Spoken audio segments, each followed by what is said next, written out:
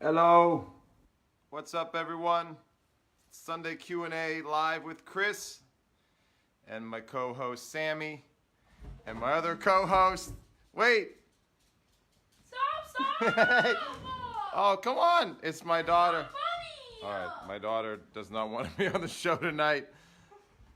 Sky, you're in the kitchen. This is my kitchen where I do the show. All right, welcome everybody. It's our Sunday night program, a round table of sorts, a virtual round table where we get to talk about tennis, high performance tennis especially, and junior development and anything else you guys want to talk about. I've got a number of exciting topics on the agenda today. Got a thumbs up already, thank you very much. I'm here with my co-host Sammy, also known as Samalama, also known as Samalama Ding Dong. Hello. Kisses? He likes to give me kisses. Sammy is the co-host of the program. He doesn't do very much. He sort of lays around. Sometimes he takes a nap. Sometimes he gives me some licks. All right, it's good to see you. I had a long week of teaching. I'm sorry I missed you. So yeah, it's been a long weekend of teaching. We put in about 24 hours straight this weekend. Now I have my new assistant coach, Hugo, and he's been working really hard as well. So I have to give some credit to him. He's helping me on the court now so I can rest my weary body. I'm getting old, guys. I'm getting old, so I have to rest a little. But my passion is still very strong. So let's see what's on the agenda tonight. I'm pretty pumped up because I've been writing a lot this week. I don't know if some of you guys caught some of my articles that I posted. I published an article on Medium this week about cheating in junior tennis, and I also posted a new article on how I think we can improve the game of tennis for the 21st century. So I've been writing a lot this week and posting and sharing some ideas and getting some good feedback on those things. Interesting debates and interesting discussion this week online. Do you guys like my new beard? I'm growing it out MMA style. My daughter said I should do like the little part here that goes down and braid it, but I'm undecided on that right now. I may shave tomorrow, I don't know. Let me know what you guys think, thumbs up or not. All right, so let's see who's on the show tonight. Maybe we'll get some big hitters on the program, I don't know. This is my Sunday night show. It's geared for high performance enthusiasts, high performance coaches, high performance tennis players and parents. And I try to answer all your questions about technique and anything in the world of junior development or high performance. And I also usually have a few topics on my mind from things that I've been writing on topics that are burning in my soul that I have to share and that I want to discuss with you guys. So let's see who's on the program tonight. Sammy, you want to take a look? What do you think? There he is. Here he is. I'll get you some pets. You're really the superstar of the program. I see my sister's on the program. What's up, Aisha? Nice of you to tune in. Thanks for waving. Let's see who else is tuning in tonight. We'll wait for everyone to sign on. I'm feeling like it's going to be a lively show, guys. Let's see what we got. Larry R. Klein is watching. Thank you for waving, Larry.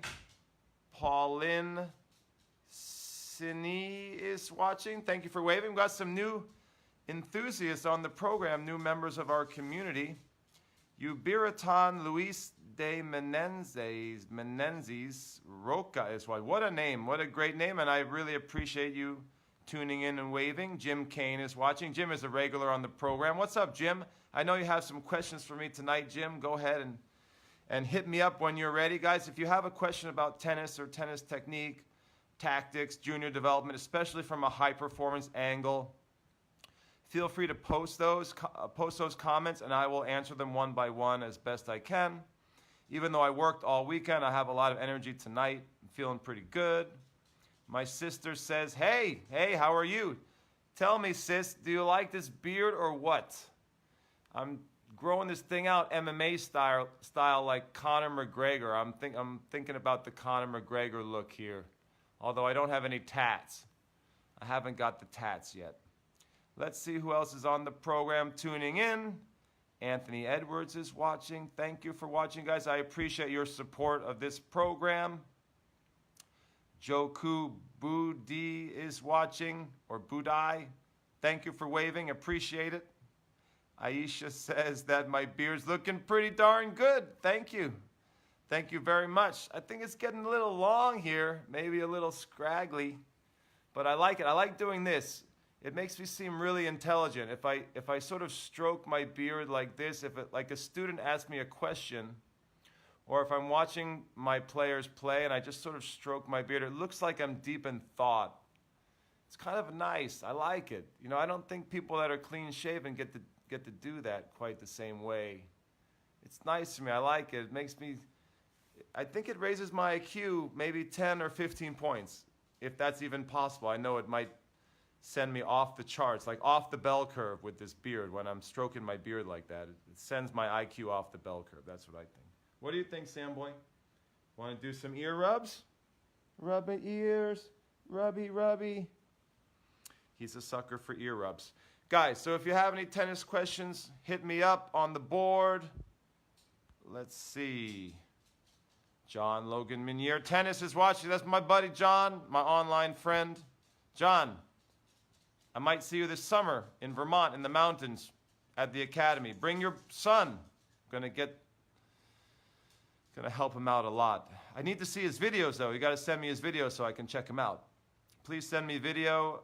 That goes for just about anyone. If you have a player, like a junior player or a kid, and you'd like some help with that player's game, I love to look at video via email. If you can shoot the email out to me with the video clips, like short clips, 30 seconds to a minute, and I will look over your player's video. Usually I do that free of charge, unless it's like a very extensive review where you need a lot of follow-up. It's something that I just do as a courtesy, and I've been doing that for many years now. And I learn from that. I learn from all of the videos that come in from around the world, different players and different styles and different questions. That's one of the ways that I learn from you guys as much as I'm able to give advice. Ganesh Kumar is watching. Thank you for waving. Jeremy Malfay is watching. What's up, Jeremy? Jeremy's a big-time regular on the program. Let me know if you have any questions, Jeremy. Did you read any of my articles this week? I'm stirring up some controversy, guys. We're going to get into it in a moment. I'll dig in. Brody Queel is watching. What's up, Brody? Thank you for waving. Another regular amigo on the show. I've got a lot of amigos. Sammy, are you okay? You look a little restless. What's the matter? You didn't get dinner? No one gave you dinner? I think that he may not have had dinner tonight. I don't know. Did mommy feed you dinner? No one gave you dinner?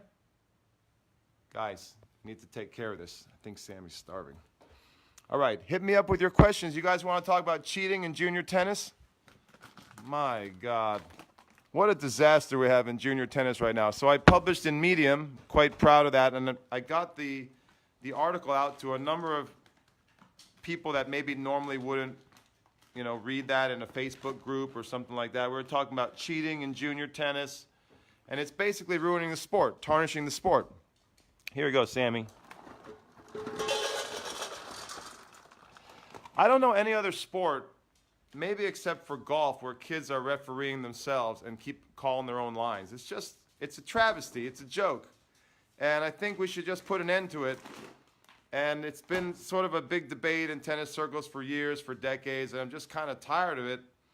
And I just think it's wrong. The little kids, especially young kids, like I have young kids, all under 12. I've got 3 kids myself, and it's an embarrassment that we send them out there to call their own lines and referee themselves, and it just invites cheating, and I just think it's unacceptable. I think the sport of tennis should be better than that. That's the bottom line. All right, let's see. Gordon Paul is on the program. What's up, Gordon? And I know Gordon agrees with me about cheating wholeheartedly. Thank you for that support, Gordon. It's just, it's crazy. I just think sometimes it takes someone to just call it like it is and take a step back, get out of the box. Don't be inflamed by tennis. Just take a step back and see what's going on in junior tennis, and it's a joke. completely unacceptable. It's a travesty. It's ludicrous that we allow especially young kids to go out and referee themselves. Absolutely ludicrous. And it's tarnishing the sport. The way that it's tarnishing the sport is that it gives the sport a bad name, and parents don't want to participate. Parents don't want to deal with that garbage. They don't want to bring their kids to a tournament, to a match, and for their kid to get hooked and have a bad experience, to get cheated and have a very bad experience. It's turning off a lot of parents who otherwise might have their families play tennis. They might have their kids play tennis, and they decide to do something else, maybe to go play soccer or go play another junior sport where there's actually umpires watching the kids and taking care of them and ensuring their safety and welfare. For me, it's also a child welfare issue. I think that having referees, umpires there is a child welfare issue, something that they talk about a lot in England. You know, they're really big on the welfare of the children. And I think it's very poor child welfare not to have referees and umpires helping the kids. The other thing that I'm really opposed to is not allowing coaching or parent intervention at junior tournaments, especially for young children. I think it goes against good child welfare. I think children should be able to check with their parents when they're very emotionally distraught. I think children should be able to confer with their parents in difficult situations on the court, especially young children, under 10, under 12. Maybe there could be some exceptions for older children, maybe high school kids, but I just think for child welfare and for the psychological development of these children, emotional development, that it's a travesty, again, to have kids going through a traumatic experience as young as 7, 8, 9 years old, and they're going through a traumatic experience, literally a traumatic event on the tennis court, and no one can help them. They can't confer with anyone, they can't talk to anyone, and they're not allowed to get support from the people who love them and can support them the most, and those are their parents. Their parents should be allowed to help them and support them through these traumatic moments on the court. And currently, at least in the US, parents are completely shut out from that process.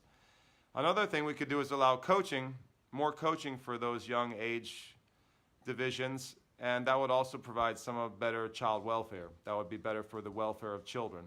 So I just think on those fronts, I think you can debate it with me, but I'm quite adamant about it, and I think I see it very clearly, and I just wish other people in the industry could see it the same way and would act, and finally just change this travesty of justice and this terrible, embarrassing situation in junior tennis. One, for the welfare of children, and two, change this for the good of the sport, to grow the sport, to make the sport more popular so more parents are willing to participate in tournaments with their children.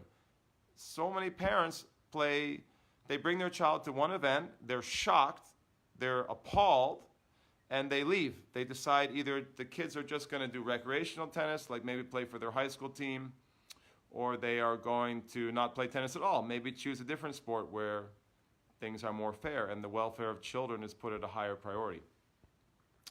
Bottom line, child welfare issue and the popularity issue in terms of growing the sport. Come on, you guys know I'm right. Tell me you agree with me. Or disagree. Go ahead, disagree, but you're going to be on shaky ground. All right, let's see. We've got some questions on the board. First question on the board, I think, is by Jim Kane. Guys, I really appreciate you all checking in and supporting the show. I know everyone is probably tired on a Sunday night, or they're getting ready for the long week. And I love having the support, and I love getting a good, intelligent talk going. So I really appreciate you guys tuning in every week and supporting the show. Thank you for your waves, and thank you for your thumbs up. Jim Kane says, yes, he has a question. The next generation, same racket face for forehand and backhand, inverted racket head on the forehand follow-through, lends itself to a topspin racket with a strong, natural Eastern backhand.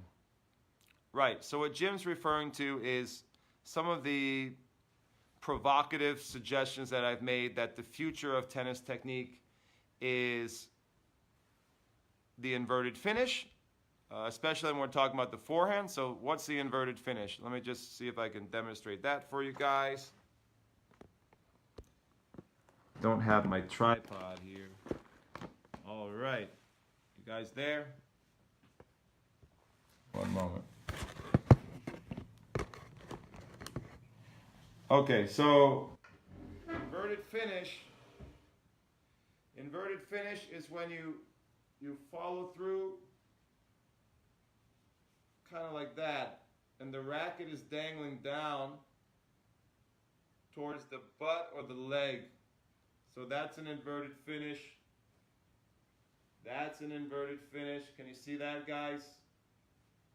Up here you can have an inverted finish too. It just indicates that there's a relaxation in the wrist and in the forearm.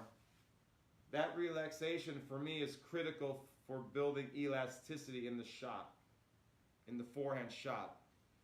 So you swing and you look for the inverted finish there. So the other thing that Jim's talking about, let's see, he put a long comment here. The follow through a la Gasquet, Shapovalov, Wawrinka with wrist flipping back starts the forehand. Right, so you're linking the back swings and the forward swings. I see what you're saying, Jim.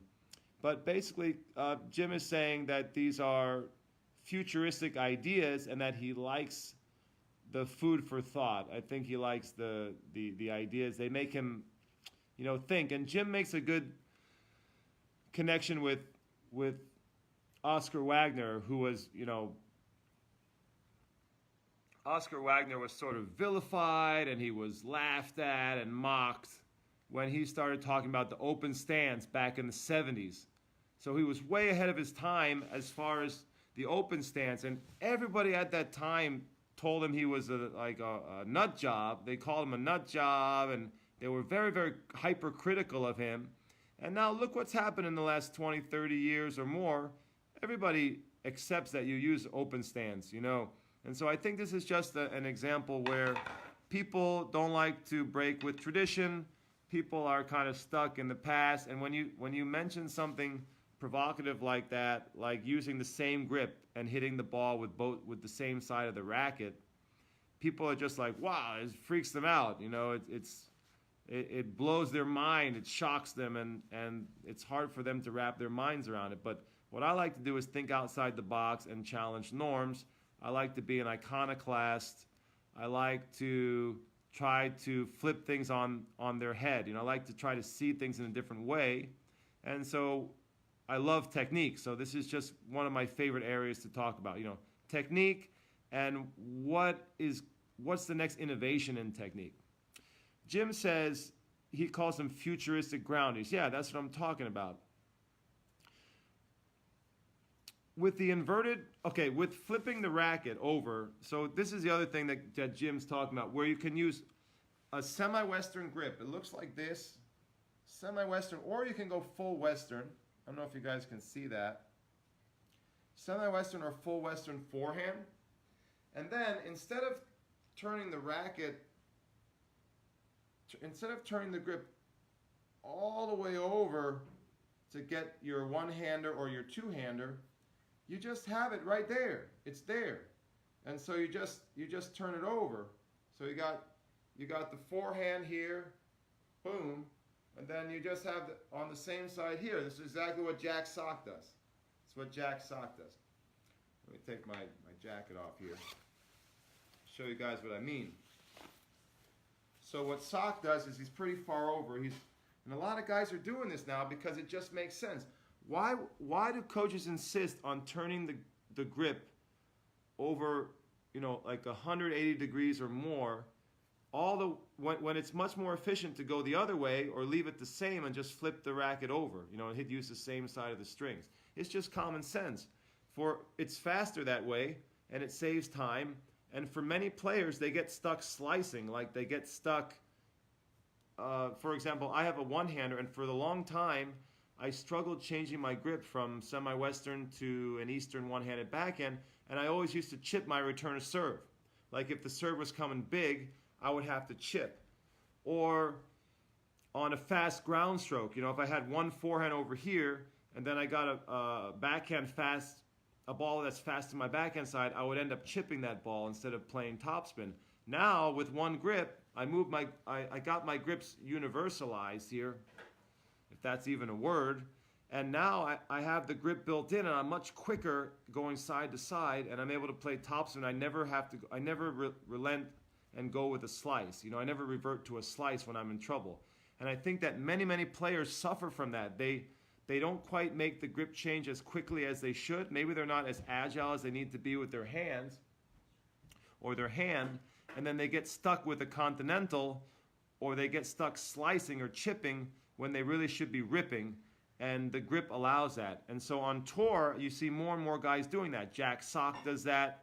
Cole Schreiber was doing that for a while. And I believe Cole Schreiber still does that on the return of serve. Cole Schreiber holds the same grip, and that helps his return of serve. It helps him save him time when the ball's coming like 130, 140. He's got no grip change. It's a smart move for players that otherwise would have a very big shift of the grip the other way, like 180 or more. You know, however you want to describe it. You know, you got like a very big rotation of the grip to go the other way around. You're much better off just keeping it the same, keeping it universal. And one of the other things that I said was that could be like a future continental grip. You know what's crazy, guys? Totally nuts. Check this out.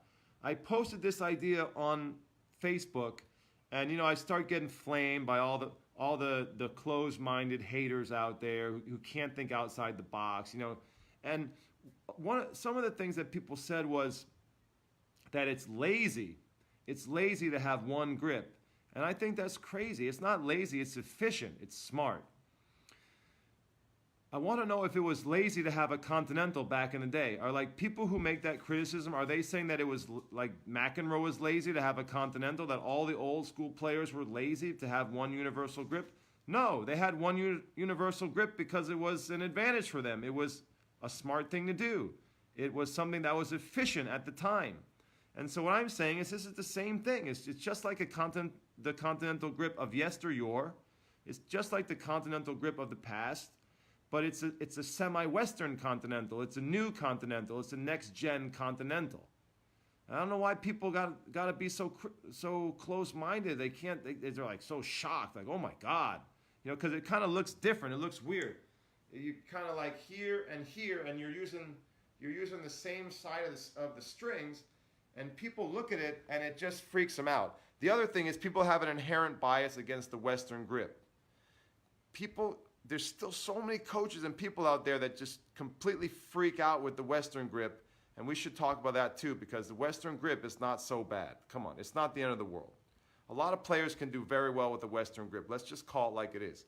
Now, is semi-Western better? I mean, maybe. We could debate that, but there's many players who are very successful in juniors, pros, college, and they have extreme semi-Western, the Western grip. And I think, to be honest, most coaches do more damage by changing a Western grip than by leaving it alone. I'm just going to go out there and say it, and you guys can feel free to disagree with me. But the Western grip can be very, very good because it creates a lot of RPM. Also, you get this unique ability to shift the grip over or to switch to the other side without a big grip shift. You have a very tiny grip shift. The more semi-Western and Western you go, the more you can flip over the racket and use the same side of the strings. Does anybody know what I'm talking about here? Am I talking like French here? Are you guys following me? Let's see who signed on here. I think we got some comments down below. Is any of this making sense, or am I completely crazy tonight, guys? I know I'm not crazy. Sammy, am I crazy? No, I'm not. All right. What do we got, guys? Bring it in. Feel free to disagree with me. You can disagree with me. This is what our talk show is all about. You know, we try to have an intelligent discussion, but you're gonna have a tough time convincing me here that I'm missing all the facts here, the truth. Let's see. Jim Kane has a follow-up. Right.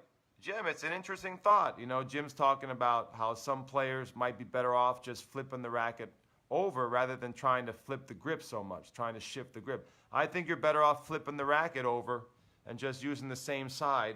And I'm hearing all of these bogus arguments, total fallacious arguments about why you can't use the same side of the racket to hit the ball. You can. My old coach used to tell me this all the time. He'd be like, no, Chris, you got to change it. You know, you got to shift it. And I just think it's traditional inside the box thinking. You know, it's very myopic thinking to think that there's not another way to hit the ball. You see Jack Sock doing it out there. You've seen other players like Cole Schreiber doing it. You've seen Alberto Berasategui made finals of the French Open doing that back in the day. And there's a lot of other players. I have to do more research and find them. But there's a bunch of players doing that now because it just makes sense. It saves time. It's efficient. There will always be players who like to spin the racket. You know, there's players who are very agile. I call them magicians. And they spin the racket handle. Like Federer is amazing. Like he's like a magician like that. He's always spinning the racket. You know, there's always guys like that.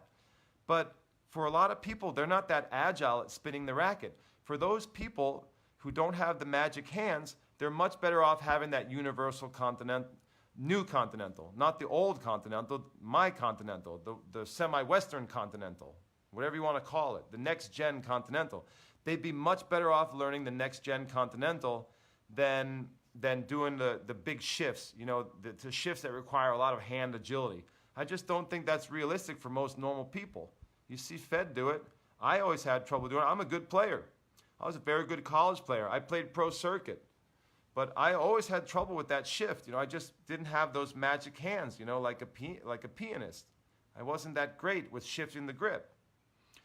And I always had that liability where players could play to my backhand or my forehand and then attack my backhand, and then I would slice. You know, I'd get stuck halfway and I'd have to chip. And I think that's what you want to get away from. That's what you're trying to mitigate here. You're trying to alleviate that issue. What do you guys think? Kind of interesting, right? Outside the box thinking. All right, we've got some regulars on the program. Thank you for tuning in. Let's try to get some comments because I was just rapping here. I'm sorry, guys. I got off on a rant. Didn't mean to get off on a rant there.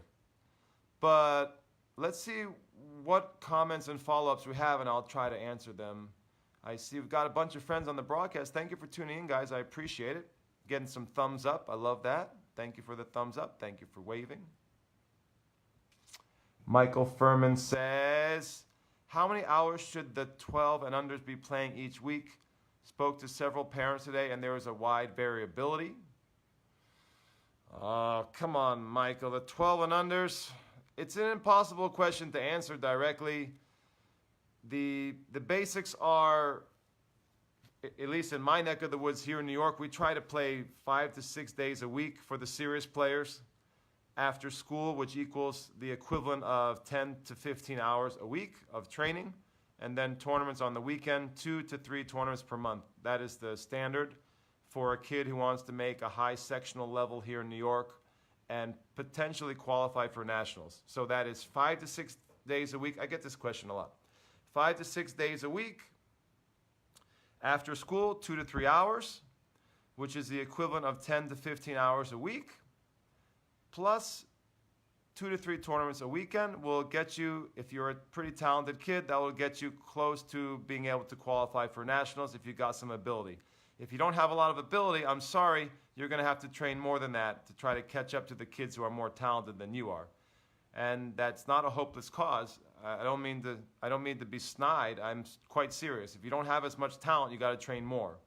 So if a kid is dead set on making nationals, and they don't have the gift, they don't have a lot of ability, they have to train more than the other kids. That's just common sense. They have to put in more hours, and they have to work harder. Does that make sense, Michael? Let me know if you have a follow-up. Hugo Ball Green is watching. Thank you for tuning in, Hugo. I appreciate that. Sterling Stroller's watching. What's up, Sterling? How you doing? Sterling! All right, this is crazy, guys. You gotta listen to this. I'm getting an email. You guys have all got this email, right? Have you seen the new video? I'm not going to name names here, but I'm saying it's a new video preview of a new online program, and it's about clay court tennis. Should I name? I'm not going to name names. I'm not going to. Oh! Somebody named a name. All right, somebody named it. It's about clay court tennis, and the advertising video starts like this. It's basically excerpted from my book on Spanish tennis, okay? It's basically an excerpt from all the chapters in my book on Spanish tennis, and it goes something like this. Grinding, consistency, shot tolerance, suffering, whatever. It starts, the video starts like that, and then it says, I'm paraphrasing, but it says, do you think these are important things to develop with your players? Or do you think these are important on the practice court? And then it says, guess again. Dun, dun, dun. Guess again, guys. Well, I'm here to tell you that don't guess again, because those things that I just mentioned are super important, especially for young players. Come on, people, wake up. I don't mean to get off on another rant here, but I may have to. Shot tolerance, consistency, control, grinding, stamina, patience, etc., etc. Those things are hyper important to develop in young players. Super duper important to develop in young players. Come on, and they should be a big part of your practice court. Come on, people. Come on, everybody. Don't believe the hype, man. Don't believe the stats. Now, once you have that base of consistency, suffering, yes, suffering, come on. Little kids need to learn how to suffer, people. Don't believe the hype if somebody's telling you that you can develop a great practice court without any suffering. You're never going to develop a champion who doesn't know how to suffer. At least, even Federer knows. Don't tell me Federer doesn't know how to suffer. Now, does he play the same suffering style as Rafa? No, but he knows how to suffer. You can't be a great champion without digging deep and learning how to withstand a lot of pain and suffering in a long match. Come on, get out of here. You only learn that, on the practice court, man. It starts when the kids are little.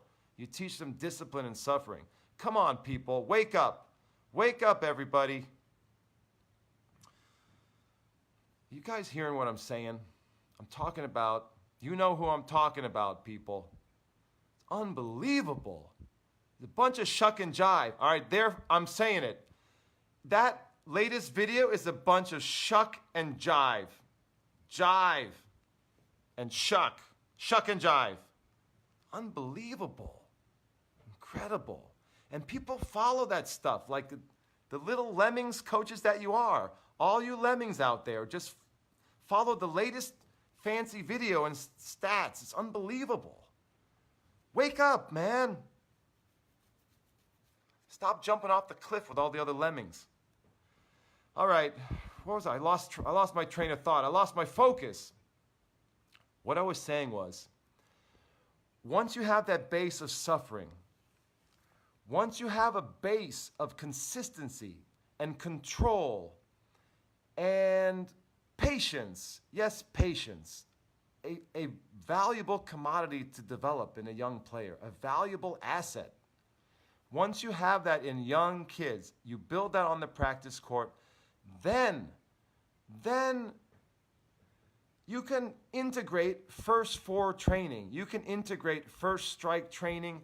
You can integrate attack and lots of serve and return patterns and all that great stuff. There's nothing wrong with that stuff. It's great stuff.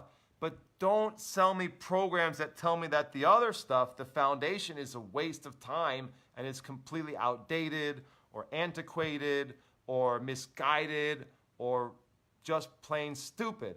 It's unbelievable that I'm hearing that. And it goes against all the greatest Spanish legends. I mean, what you're seeing in that latest video, it contradicts every Spanish legend that I've worked with.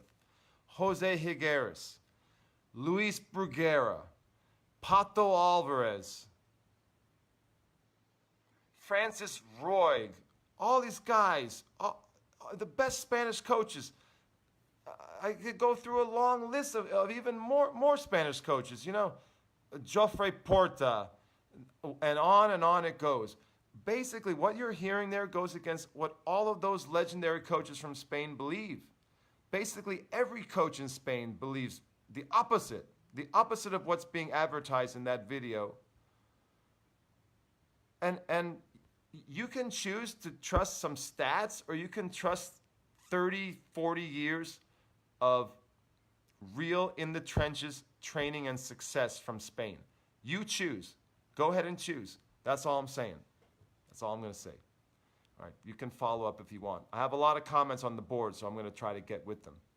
You know what I'm saying? Hugo knows what I'm saying. Sterling knows what I'm saying.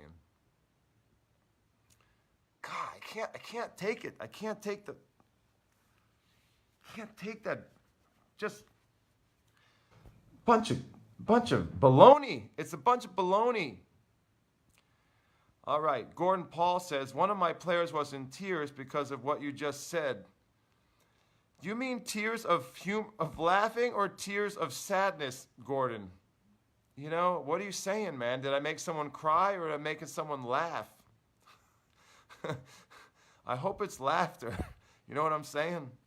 All right, we got a lot. Let me see all these comments here. I'm running through them, you know. Oh, no. Gordon says this is about the grip change. All right. Gordon says, thought it was bad that she was using the same grip. She will be glad to hear your comment. So is that a good thing? Like she's happy now because I said she could use the same grip? Like I didn't say she was a lazy, stupid player? God, you know, coaches say that. My coach used to say that to me.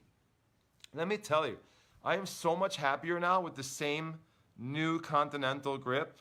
I don't know what to call it. The new next gen continental, the new continental. That's what I'm calling it. I'm so much better now, man. My return of serve is 10 times better now that I don't have to make a shift. I never get caught slicing anymore. The guy can serve 110, 120 to me, and I'm gonna drive that return because I got my grip already set. I'm just not good at shifting the grip. So I don't need people to like call me lazy or to say some bad things about me, make me feel all bad because I don't do it the traditional way. Forget tradition. Screw tradition on that. Who cares about tradition? I know it doesn't look the way it's supposed to look, but you know, that's just coaches not being able to step out of the box, step back, and look from farther away at something new and innovative that works, but just doesn't look the way they expect it to work. It doesn't look like a typical textbook, right? Am I right, people, or what? Jim Kane's naming names, Jim. You're naming the names.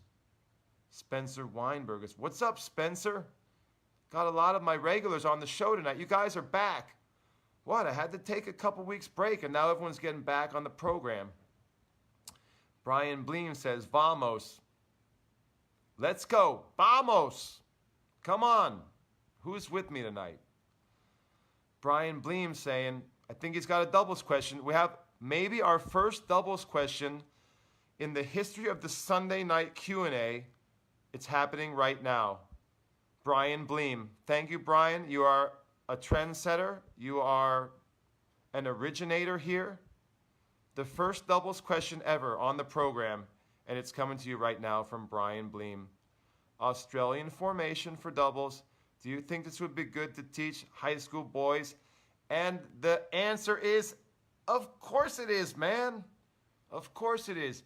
And Australian, when you say Australian, do you mean I formation or you mean because I'm thinking I formation. I really love teaching I formation to my players. I'm really big on that, like showing different looks. Let me know if, for me, I formation like Australian. Can you just clarify that, Brian? Because I'm all for it, man. You should teach those high school kids all of the advanced doubles tactics. Absolutely. Teach them advanced doubles tactics and teach them communication and signals. Make sure your high school players are signaling. Very important. Teach communication. And definitely teach as many different formations as you can so that they can show a different look to their opposing team. Makes sense, right? Teach them advanced skills. Maybe they'll use them down the road. If they go to college, they'll have a good knowledge.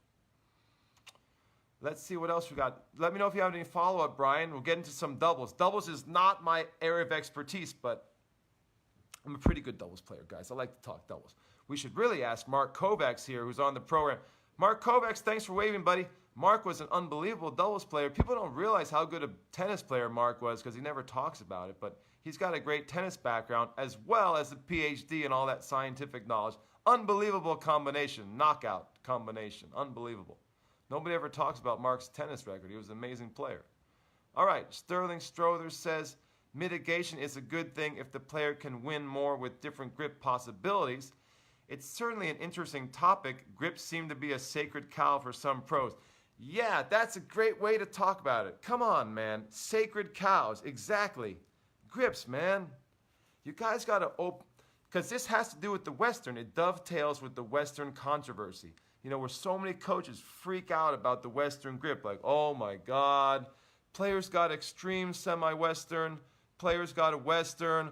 All the coaches are freaking out, pulling the fire alarm at the club. They're breaking out the video analysis. You know, give me a break, guys. You think they do that in Spain? The players got a Western grip in Spain. They just work with it. And they still get the player into the top 50. You know it. Players still going to make top 100 with the Western grip. They never change that. They're not going to change that in Spain. Come on, get out of here. Now, are there occasions where maybe it might be worth trying a little less grip, you know, for a certain player with a certain style? Maybe. But what I see, most of the time, coaches who change that grip, they ruin the kid more than help. They ruin the player more than help. I have countless students coming to me with a history of a coach who messed with their grip because it was a little too extreme, quote unquote too extreme, and the kid, they ruined the kid because that's the way the kid was meant to hit the ball. Everyone holds the grip differently. It's a personal thing. It's like everyone shakes hands differently with different pressure and different, you know, angle and a different hold. And when you start messing with that and you're a coach because you know better because your textbook says it's not supposed to be like that or your bias says that, a lot of times you're going to really mess up a kid. You could mess up a kid for life. You could ruin their weapon, especially if it's their weapon. Now, if their forehand sucks, if it's a really shitty forehand, sorry, I'm trying not to use the bad language because some kids tune into the show on a replay. I'm trying to use better language, guys. Sorry about that. If the forehand's really bad and it's full Western, probably it's a good candidate for a change. But if that forehand is really great and the kid loves it, you are probably making the wrong decision to change that grip. I'm just going to tell you that straight away. And I've seen too many cases of that in the trenches where coaches will change the Western or semi-Western.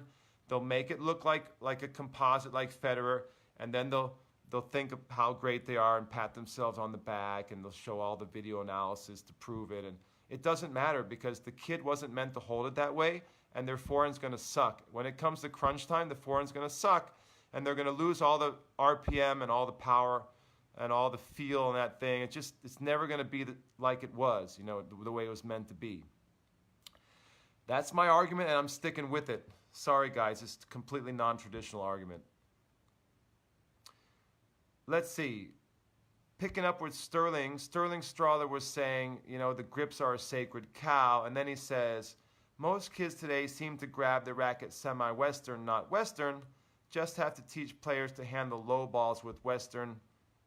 Right, exactly. Moving up to catch the ball earlier, and suffering is not a bad thing.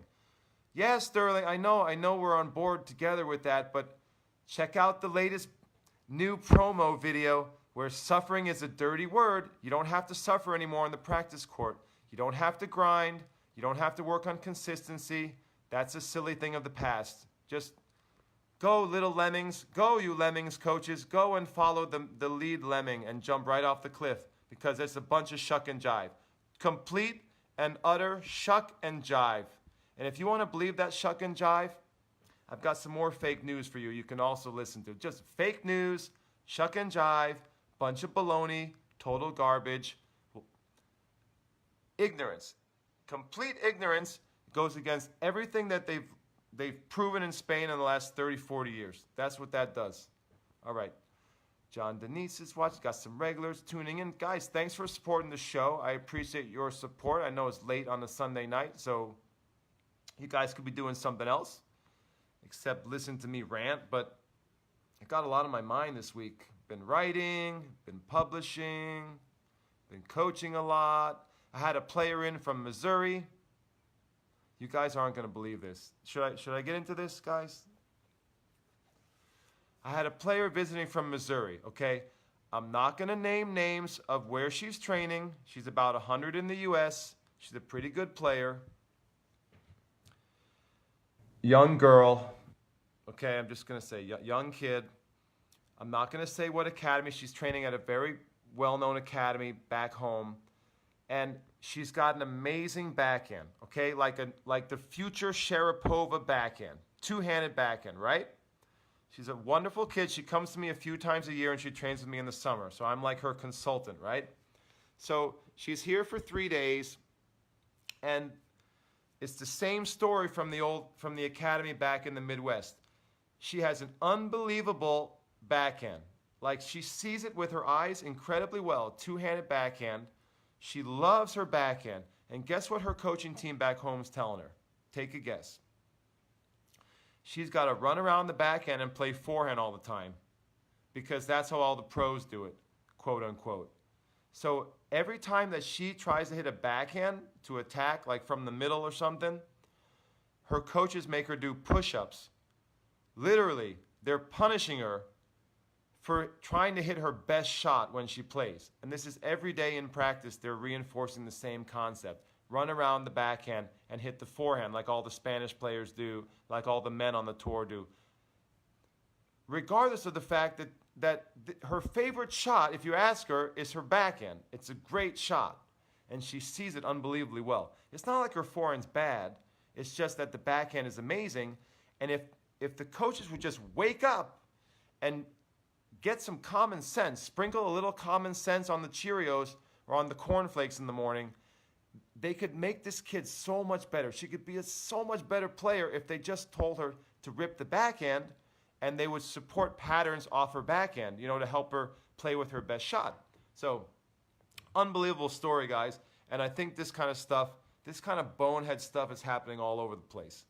And it reminds me of some other bonehead stuff that I'm talking about tonight. Just a bunch of bonehead stuff, dumb, ignorant stuff. And I'm just seeing a lot of that lately. I guess this week has been the week for ignorance. Sterling Strawler says, take a breath, it's going to be okay. I'm going to have to use my sports psychology training to calm down.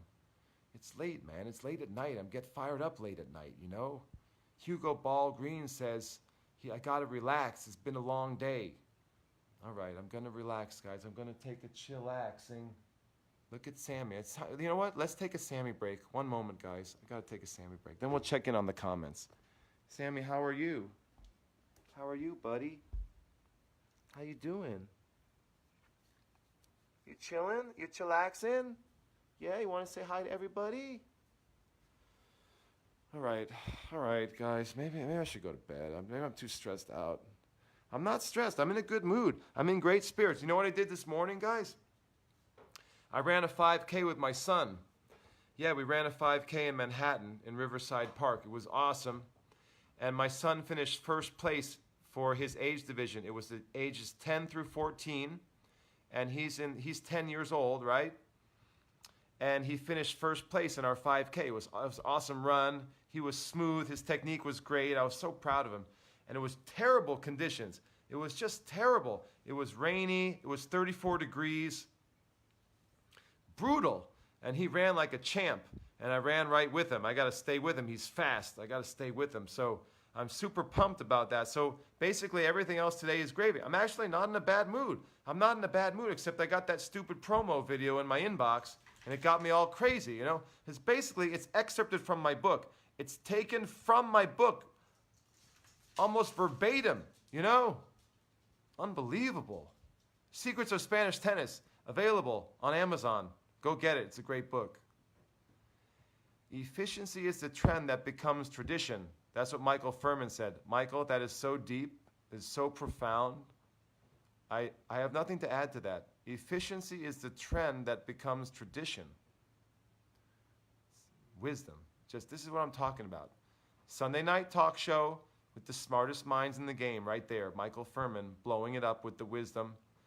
Bam! That's what just happened. He just dropped the knowledge on you. That's the sound of the knowledge dropping. Brian Bleem says, yes, I formation. Yeah, do the I formation. Teach all the formations, man. Teach it to your high school kids. Come on, advanced concepts for your high school players. Do it. Why not? What's the negative? Wait, Michael says grip efficiency. Michael, that changes the whole quote. What are you talking about here? Grip efficiency is the trend that becomes tradition. It's just, guys, just do the math. I'm not a scientist. If you turn the grip from semi-western the other way, it's faster than going the longer way. The shortest way is better. The shortest way to turn the grip is better. Come on. If people want to turn it the wrong way, I mean, you can do that if you're like a magician with your hands. But I'm saying most people are not magicians with their hands. They're not like pianists with their hands. They're not like, they wouldn't be good flute players. You know, they wouldn't be good saxophone players or clarinet or whatever. You know, so those players benefit from having the same grip. You see it a lot at the recreational level. You see a lot of club players do that. So yeah, maybe some coach would say, oh, club players doing that is lazy. You know, he's so lazy, doesn't change the grip. Maybe you could learn something from those club players because they're innovating. They're innovating, they're doing things. They're not inframed by the coaching establishment. They're not inframed by the way it's supposed to be in a textbook. They're thinking outside the box. They're trying things. They're innovating. They're trying new things that might be better. I have this theory.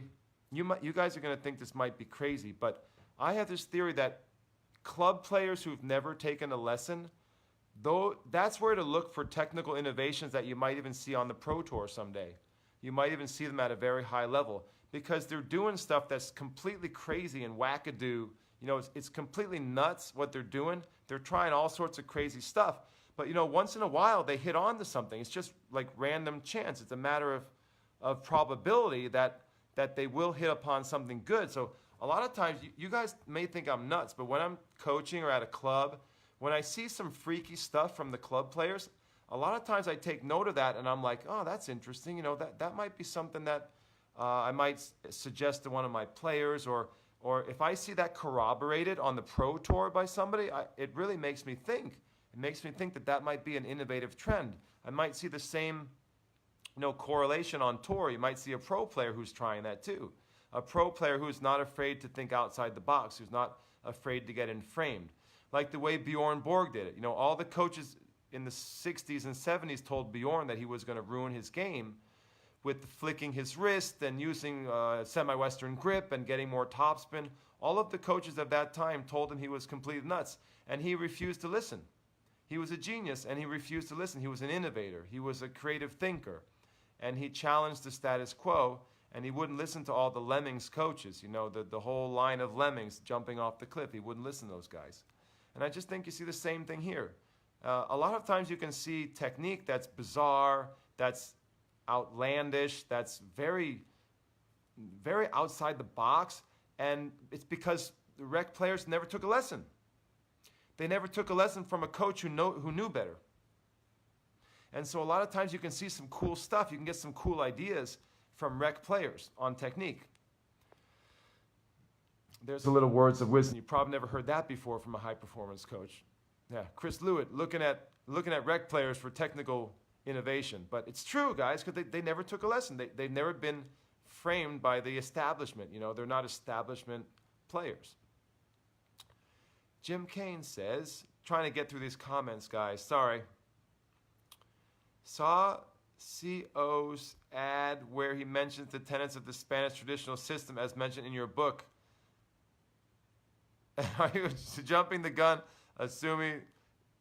Come on, Jim. Jim's saying he doesn't know what's... Jim, watch the promo video, and you're going to know exactly what I'm talking about. You know, because I'll tell you, you know what, Jim? I don't want to get into name calling against certain people in the industry. I'll check with you offline, and I'll tell you exactly, because I know the person that you're talking about, I know exactly how that person feels about the Spanish game, and it ain't positive. Let's just put it at that. And I'm a very positive person. I'm very bullish on the Spanish game, the Spanish style. Suffering, hard work, patience, and character, you got to have that. That ain't fake news. I agree with Sterling. Sterling says that's not fake news. No one gets anywhere with anything with suffering, hard work, patience, and character. Without that, without patience and character, etc. You got to build that. Yeah, one of the greatest things you can do is run with your kids or play tennis with your kids or do any kind of sport with your kids. But I'm having such a blast right now training and running with my son. So I train with him. We run together on his team. He's got a cross country and track team, and they let me work out with them. I get to do my own training with him. And we have a whole schedule of 5Ks that we do together. What a blast, guys. I'll share you the finish line video. I have the finish line, at least a picture. They do the racing organization takes a picture of us crossing the finish line. So I'll share that on Facebook later. It's so awesome. It's so great to run with your kids, do sports with your kids. It's one of the greatest things in life, I think, to enjoy sports with your kids, at least for me. Right, Gordon Paul says they told Borg his arm would fall off. And I think you see the same stuff today. A lot of the stuff that I'm promoting and suggesting is the same old garbage from traditional coaches. You know, coaches saying, oh, that'll never work.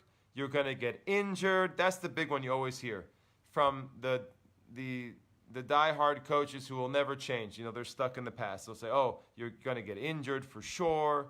You know, just like Borg was going to ruin his game. They told the same thing to Luis Bruguera. Do you see the way Sergio Bruguera plays, the way he used to play? They told Luis Bruguera that he was going to destroy his son's game. All of the coaches, all of the Lemmings coaches, the inside-the-box thinkers, you know, the myopic coaches of the time, in the 80s, they told Luis Bruguera that he was going to ruin his son for sure. So it's the same thing. You hear it every generation. You hear from coaches who they keep repeating history. They can't comprehend. They have trouble extracting themselves from the establishment thinking, and they're completely inframed. They're inframed, like the philosopher Heidegger said. They're inframed. They're inframed in this thought process, and they can't get out. They can't get out of this thinking, this mind mold, you know, and you see it generation after generation. Coaches should wake up and try to learn from the mistakes that coaches have made in the past, especially when it comes to technique and technical evolution. Marcus Dayton is tuning in. Thanks for waving. Let's recap the show tonight. We've been talking about how cheating is tarnishing the sport, absolutely ruining the sport on many levels, in terms of child welfare and also in terms of the popularity of the game. I've been talking about technical evolution and using the same side of the racket to hit the ball with the same grip structure. I call it the new continental, the next-gen continental. It's really a semi-western, but I'm calling it the next-gen continental. I've been promoting that as a possible grip structure. I'm not saying it's the only way to hit. I'm not saying it should be exclusively taught. I'm saying it's a trend. It's a legitimate way to hold the racket and hit the ball. And I'm tired of Lemmings coaches telling me that that's crazy, because I'm not crazy and I'm not stupid. And I'm not stupid either. I'm not stupid and I'm not stupid. You can't fix stupid, by the way. You can't fix it. And we've been talking about the myth of what? The myth of Spanish tennis. You know, the myth of that the practice court, the Spanish way, is wrong. We've been talking about that. You know, we're going to get into that again. And the myth of the first 4 shots. I gotta protect and defend the Spanish legends. There's countless Spanish legends. I mean, dozens and dozens of them who would disagree. Tony Nadal is another one. Tony Nadal says, yes, there are some statistics that show that the average rally length is 4 or 5 shots. Nevertheless, we have to train control. We have to train consistency. We have to train rhythm. Those are not dirty words, people. Those are not dirty words. Take it from Tony. If you can't take it from Tony, take it from Tony, Jose Higueras, Luis Bruguera, Pato Alvarez, Francis Roy, Joffrey Porta, and on and on and on. All of the Spanish coaches believe that. You tell me all those coaches are nuts, and you tell me that your stats and your numbers can refute the wisdom of all of those legendary Spanish minds? Are you serious, man? Come on, people. Get out of here with that. So we've been talking about that. I think it's enough. It's enough. It's driving me crazy. Again, I'm going off like a firecracker tonight, but it's worth it. It's been a great show. Guys, if you have any extra comments, please let me know. I'm thinking about doing what Sammy's doing and doing a little night-night action because my brain is starting to hurt from all of this ranting. And I'd like to remind you guys that this broadcast will be replayed and archived on my YouTube channel. You know where it's at, youtube.com/Chris Lewit. I'm blowing up like laser beam right now on YouTube. Go to the YouTube channel and subscribe. Come on, people. Help me out here. I'm blowing up like C-Day or laser beam. You know, we're blowing out the U. We're growing fast, and we have a strong community of intelligent tennis learners on the YouTube channel. So the show will be there, but maybe more importantly, the show will be on a podcast soon. We'll try to get the podcast up this week. I'm hoping to get some help from my manager, Michael, on that. We got to get a couple more podcasts up. We're trying to get the whole archive onto the podcast platform so you guys can listen to all of these shows. We have 14 episodes now of this talk show, and we're going to try to get all of those episodes up onto the podcast platform very soon. I apologize for the delay. I know you guys are working out and driving and you want to hear my voice. God, what's wrong with you? Why would you want to hear that? But I guess some of you do because we got hundreds and hundreds of listens on the first podcast that we did. So we've got to get everything out there for you guys so you can listen when you're working out. I know I love to listen to podcasts when I'm working out. So if you have any last minute comments or questions, please let me know. If you missed the show and you have an additional thought or a comment or a question that you'd like me to answer, please let me know. Man, I want to get more parents and families on the show. I feel like we have a strong following of coaches, but I would like to get more parents on the program, and I would like to get more questions about juniors and kids. So I've got to figure out a way to reach more families and let them know that there is a high-performance coach, a very successful high-performance coach willing to answer questions online every Sunday night. We got to get the word out, people. It's like free advice. I mean, come on. You know, I got parents who pay me a lot personally, like here in New York and around the country for my advice. I'm surprised we don't have more parents tuning in and asking questions. Tell your families, guys. Get them on the program because I think parents make for some of the most interesting conversation. You know, I think parents are some of the smartest people that I meet, and they have a lot of wisdom to share, to be honest. And I'd like to facilitate more discussion with parents as well as coaches. We've got a ton of coaches watching, but where are the parents at? What's up? Gordon Paul has a final comment. He says, when's the next workshop? Gordon, our next workshop is April 1st at the club in Vermont. The workshop is Building the Spanish Forehand, and it's a one-day workshop where we go over all of my exercises and my philosophy and training system for building the massive, heavy RPM Spanish forehand, as well as the ATP style, you know, getting the racket on the right side of the body and getting the flip and the acceleration, the elasticity. So I think it's going to be a really good workshop. It's a shotgun workshop, about 7 or 8 hours of training on court, one-day event, and all coaches and parents are welcome to come to that. Just let me know. Send me an email, chris@chrislewit.com, and if you have any questions about upcoming workshops. That's the big one, and the next one is, I think we have 2 workshops coming up for coaches and parents in April. I see my buddy Robert Garrett's tuning in. What's up, Robert? How you doing? If you have a last-minute question, Robert, let me know. Robert, we were going to do the discussion on the two-handed backhand. Ooh, that's a good one. I don't know if we can do it tonight.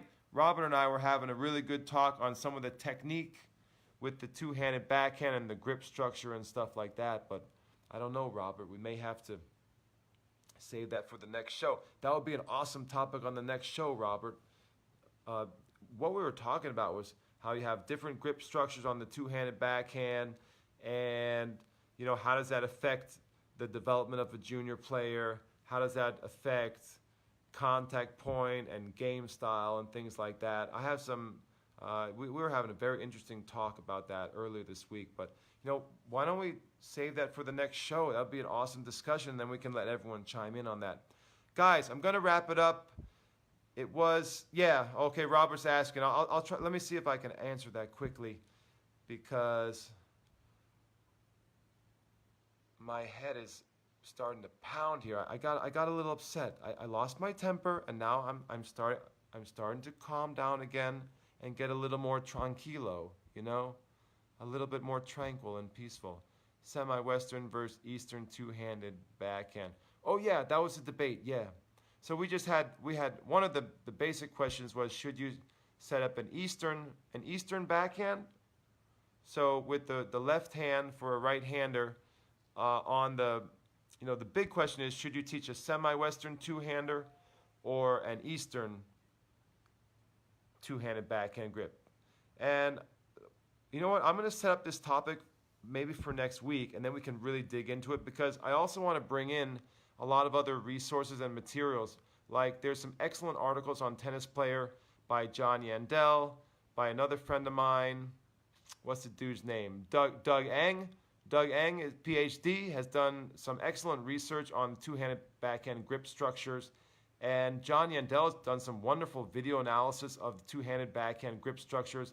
There are a lot of variations on the two-handed backhand grips, depending on male versus female, and also depending on where players grew up playing. If they grew up playing on clay, they tend to have more of a semi-Western grip on the two-handed backhand. If they grow up on fast, slick courts, players tend to have more traditional grips, like an Eastern.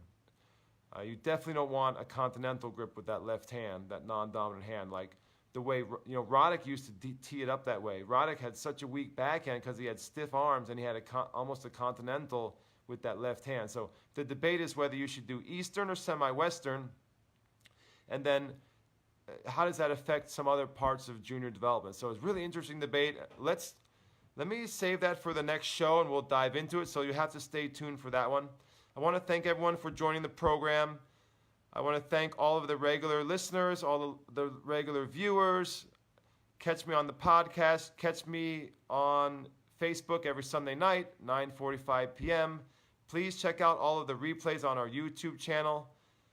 Guys, go to YouTube and subscribe. Our YouTube channel is growing fast, and I really could use the support. I appreciate your support on the YouTube channel.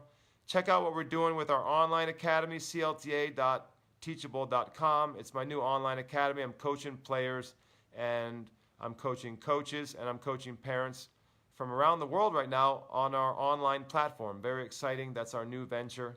It's taking time to ramp up because we don't have all the courses there yet. We've got some really good courses, but we're growing that site, and I'm very excited about the future of online education. So that's something that I'm very passionate about. Guys, have a wonderful night. If you missed some of the program, check out the replay. Leave me any comments that you have, and I will catch the comments later. I will check all the comments and try to contribute to the comment posts later on. So add your comments. Give me the thumbs up if you like it. Tell your friends about the show, especially tell parents and families. Why aren't more families on this show? This is great. Is it too late on Sunday night? Where are the parents at? Parents should be on this show. They should be picking my brain. Guys, have a good night. God bless. Have a great week of training, great week of coaching if you're out there. I'll see you next Sunday night.